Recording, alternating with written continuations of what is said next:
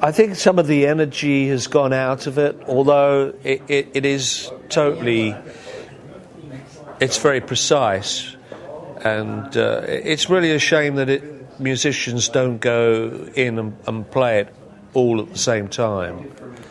You know, bands these days tend to go in, you know, the drummer will put his part down and the bass player will put his part down.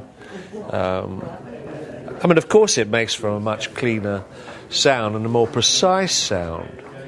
But back in the times when I was recording with ELP, we'd rehearse a composition that maybe I'd written or Greg had written. We'd rehearse that until we felt ready to go into the studio, and then all the instruments would be mic'd up. And when we went to record, if anybody made a mistake, we'd do another take. It wouldn't be a question of saying, well, let's put Pro Tools in and tidy that bit up later. No, the whole recording had to be... Sometimes we could get through as many as 60 takes, the same thing, you know, going over and over and over and over and over it. Which, of course, put us in good practice form when we got out and were actually playing it live.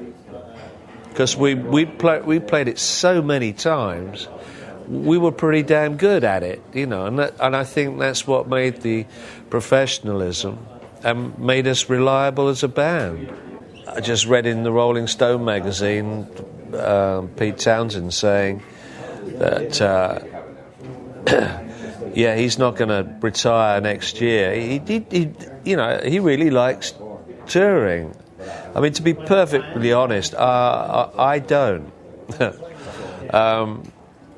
I like to choose when and who I play with. You know, I just playing with the same people night after night after night for me now is a little bit tedious.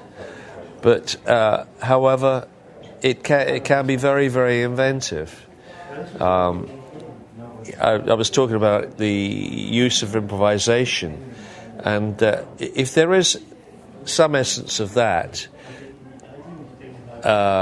employed in the playing, in the performance, then it does make it makes it interesting for the band as well as for the audience, you know. But to just go on night and after night, it's almost like you're a music worker. You know, you go in at 9 o'clock in the morning, and you go home at 5 o'clock, and that's it. You go home and watch television. You know, I mean, going out and playing it that way, I don't think the audience really get, and it, you know, well, you put on an act, and I don't think music is an act. It's you should do it for the love of doing it, and if it doesn't become enjoyable for the musician, then you know, you shouldn't do it. But I do things for enjoyment. Well, I'm not really worried about the money side of things. It does, of course, help.